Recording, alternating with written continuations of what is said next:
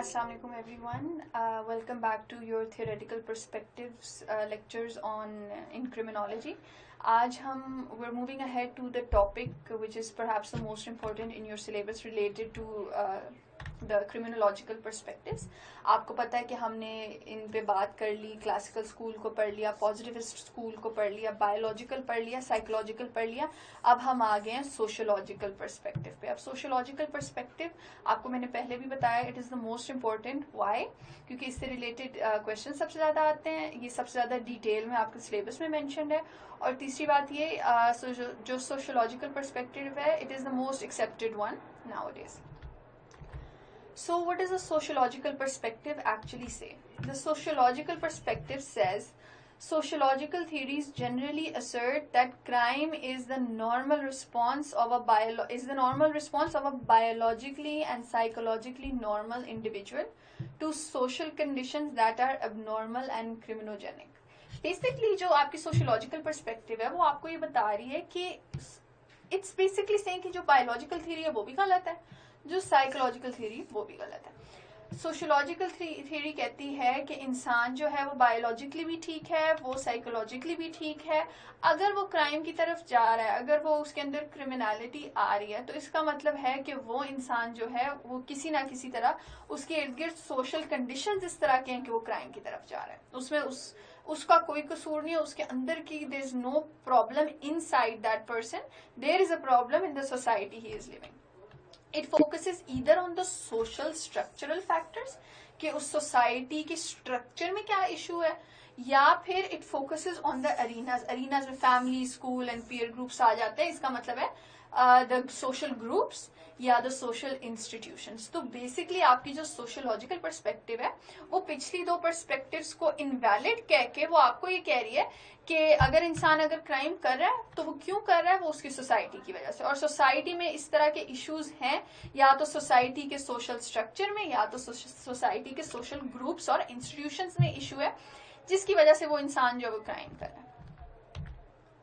तो let's move ahead to the sociological perspectives. अब sociological perspectives आपकी सिलेबस में 5 मेंशन है बाय नेम. ठीक है, तो हम क्या करेंगे, हम इन सबको डिटेल में पढ़ेंगे. क्यों? क्योंकि इनसे रिलेटेड इंडिविजुअल थ्योरीज से रिलेटेड जो 5 हैं उनसे रिलेटेड भी इंडिविजुअल 20 मार्क्स के क्वेश्चंस आ चुके हैं, which is why we need to focus on these theories more than the rest. सबसे पहले आ जाती है social disorganisation theory, strain theory, social control theory, learning theory and last the labelling theory. इस लेक्चर में हम फोकस करेंगे social disorganisation theory पे. So what is a social disorganization theory? Let's start off with this picture. Imagine you're walking down and you see in this neighborhood, you see this lovely couple over here walking, you see the bright sun and you see the wonderful houses and the neatly maintained area. How safe will you feel there? Will you allow your kid to play in this neighborhood? Will you allow him to go out and play without supervision? Will you be easier carrying a lot of cash with you in this area? Most probably yes. होता क्या है, ऐसे areas में हम बहुत ज्यादा comfortable feel करते हैं और हमें लगता है कि यहाँ कुछ होने वाला नहीं है. On the other hand, what if you have a community like this? आप ऐसी कम्युनिटी में कितना सेफ फील करेंगे, आप अपने बच्चों के लिए कितना सेफ फील करेंगे. आप पैसे जब लेके जा रहे हैं ऐसी सोसाइटी में, ऐसी सिचुएशन में, ऐसे एनवायरनमेंट और नेबरहुड में, क्या आप सेफ फील करेंगे? Will you be clutching on to your handbag tighter in this area? Will you be making sure कि आप ड्राइव करें, आपकी गाड़ी का डोर जो है वो लॉक्ड है? Yes you will, and this is natural. ये चीजें हमने अपनी सोसाइटी से सीखी हैं. अब जो हम अब थ्योरी पढ़ने जा रहे हैं, तो social disorganisation theory, it's basically just a more standard explanation, a more defined explanation of something जो हम शुरू से मानते आ रहे हैं. हमें पता भी नहीं है कि हम इस तरह क्यों सोचते हैं, हम क्यों ऐसी सोसाइटी को सेफ फील करते हैं और ऐसी सोसाइटी में we feel like we are in danger.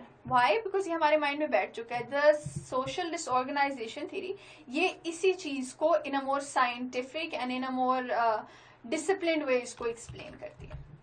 So what is a social disorganization theory? According to this theory, ये वाली जो हमारी neighborhood है, why does it actually lead to more crime? हमें क्यों लगता है कि यहाँ पे ज्यादा क्रिमिनल्स है? हमें क्यों लगता है कि यहाँ पीछे से किसी क्रिमिनल ने आ जाना है, यहाँ से किसी ने गन लेते हुए आ जाना है? Why do we feel this way? ऐसी according to this theory there are 3 factors which lead to criminal behaviour. ये जो रिसर्च है this was done by Shaw and McKay. ये 2 criminologists थे and they basically streamlined the social disorganisation theory. अब तो social disorganisation theory का जो नाम है यही काफी है आपको समझाने के लिए कि किस तरह से ये जो थ्योरी है ये क्राइम को एक्सप्लेन करती है. बेसिकली कहती है कि जो सोसाइटी है वो इतनी डिसऑर्गेनाइज्ड होती है, जितनी डिसऑर्गेनाइज्ड होगी उतना ज्यादा उसमें क्राइम होगा. और वो डिसऑर्गेनाइज्ड किन बेसिस पे होती है? these 3 reasons. अब ये जो 3 नाम है ना, जो 3 स्टेटमेंट्स हैं, ये आप लोगों ने याद करनी है. याद आपने करके एग्जाम में इनको मेंशन करना है, इन्हीं वर्डिंग में लिखना है और एक्सप्लेन फिर मैं आप लोगों को करके बताती हूँ. आप लोगों ने उसी तरह से आगे उसको एक्सप्लेन कर देना. नाउ सबसे पहली बात, कौन से फैक्टर्स हैं जो कि दैट लीड टू दिस? सबसे पहला is low socio economic status. Socio economic status का मतलब क्या होता है? सोशो मीनिंग सोसाइटी में उस इंसान की इज्जत, ठीक है, उसका स्टैंडर्ड, उसकी जो एक इम्पोर्टेंस और जो एक रिस्पेक्ट होती है, जो उसकी पोजीशन होती है सोसाइटी में, that comes under socio status. और इकोनॉमिक में पैसा, ठीक है. तो सोशो इकोनॉमिक स्टेटस का मतलब होता है कि ऐसी मतलब ऐसे लोग जिनकी सोसाइटी में बहुत ज्यादा पैसा भी है और इज्जत भी है. तो according to this theory a neighbourhood and area, ये बेसिकली ये जो थ्योरी है ना, ये इलाकों को जज करा, ये एरिया को जज करा. It falls under criminal ecology, जो हमने स्टार्ट में मैंने आपसे डिस्कस की थी. ये इलाके को डिस्कस करा, उस हिसाब से क्राइम को स्टडी करा.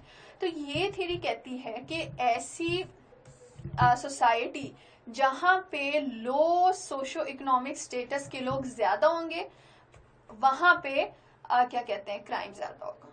ठीक है, जितने लो सोशो इकोनॉमिक स्टेटस वाले लोग होंगे उतनी क्राइम ज्यादा होगी. तो बेसिकली ये कह रहा है कि जो गरीब है, जिनकी सोसाइटी में उस तरह से इज्जत और रिकग्निशन नहीं है, अगर ऐसे लोग एक इलाके में ज्यादा रह रहे हैं तो उस इलाके में क्राइम के चांसेस ज्यादा हो जाते हैं. ठीक है. The second thing is bit technical to understand, that is ethnic heterogeneity. Ethnic का तो मतलब होता है you can somehow relate it to race. Basically तो they're different things, लेकिन समझने के लिए it's like race. Heterogeneity means different, ठीक है, a mixture of different things. तो according to this theory says कि अगर एक ऐसा इलाका है जहां पे अलग अलग रेसेस के ज्यादा लोग रह रहे हैं, मिक्स्ड सोसाइटी है, मल्टीकल्चरल सोसाइटी है, तो वहां पे क्राइम के चांसेस ज्यादा हो रहे हैं. ठीक है. The third thing is residential mobility. According to this, residential mobility क्या है कि जितने लोग आ जा रहे हैं ना, residential mobility का मतलब होता है constantly moving places. ठीक है, आप एक जगह रह रहे हो, फिर आप रेंट पे साल बाद शिफ्ट हो जाते हो, फिर और शिफ्ट हो जाते हो, तो you keep changing, keep moving in, keep moving out. तो ऐसी सोसाइटी जहां पे रेजिडेंशियल मोबिलिटी ज्यादा है, जहां पे लोग ज्यादा अरसे नहीं रह रहे, तो वहां पे क्या है, वहां क्राइम ज्यादा होता है. इसके पीछे रीजन क्या है कि देखें, अब आप अपनी सोसाइटी में ही देख लें कि ऐसा इलाका जहां सारे लोग पिछले जनरेशन से एक दूसरे को जानते आ रहे हैं, तो उसमें क्या होता है, उसमें क्रिमिनल एक्टिविटी कम होती है, क्योंकि आपकी सोसाइटी में बड़ी बॉन्डिंग सी हो जाती है. तो according to this, residential mobility का मतलब है कि लोग आ जा रहे हैं तो वो बॉन्डिंग नहीं हो रही उनकी. तो जब बॉन्डिंग नहीं है, उन्हें पता है कि हमने साल बाद चले ही जाना, तो ऐसी सोसाइटीज में क्रिमिनल एक्टिविटी ज्यादा हो जाती है. तो ये 3 फैक्टर्स जो हैं, दे ले the basis for the social disorganisation theory. Poverty is the mother of crime.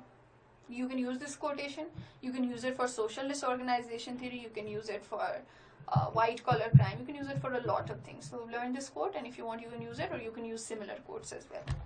So what is this theory basically? Let's sum it up. कोशिश करें कि अगर आपके एग्जाम में डायग्राम भी आप ड्रॉ कर सकते हैं ना, तो go for it. I personally did that and it worked out great for me. So that is why I'm adding these sort of things. आप लोग भी कोशिश करें, आप पहले अच्छे से एक्सप्लेन करें, फिर एक डायग्राम भी बना लें. सबसे पहले वही 3 चीजें, low socio economic status, residential mobility, ethnic heterogeneity. जिन सोसाइटीज में ये चीजें ज्यादा हैं, उन सोसाइटीज में क्या होगा, क्राइम ज्यादा होगा. लेकिन क्यों?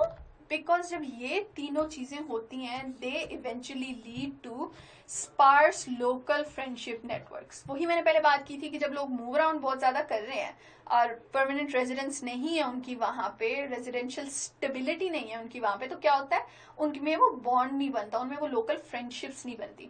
तो that is one reason. Second thing is unsupervised teenage peer groups. ऐसी सोसाइटीज में फिर बच्चे जो हैं they are not supervised, parents उनके घर नहीं होते, वो खुद टीनेज ग्रुप्स बनते हैं and they go out doing reckless things, और वही टीनेजर्स बड़े होकर क्रिमिनल्स बनते हैं. So this is another thing that happens. In low civic participation, they do not participate in the civic activities of their society. तो ये तीनों चीजें जब एक जगह पे हो, this leads to all three of these factors. और इन तीनों फैक्टर्स की वजह से फिर आगे क्या होता है आपके पास, you have सोशल डिसऑर्गेनाइजेशन, जो कि इस थ्योरी का नाम है. इवेंचुअली क्या होता है, आपकी जो सोसाइटी है वो डिसऑर्गेनाइज्ड हो जाती है. सोसाइटी डिसऑर्गेनाइज्ड हो गई तो फिर इवेंचुअली क्या होगा, you will have crime. And this is how the social disorganization theory relates and explains crime. So I hope you all understood what the social disorganization theory was. Please use the proper terminology, use the proper words and make sure you explain them with examples. आप लोगों ने भी यही कोशिश करनी है कि examples दें अपनी सोसाइटी से, या कोशिश करें अपनी सोसाइटी से ही examples दें, और बाद में जहां आपको लगे कि ये theory apply हो सकती है इसको apply भी करें. ठीक है. So now that we've done one of our major theories of the sociological perspective, आगे हम जाके जो इसकी बाकी 4 theories हैं we're going to move on to them. Okay.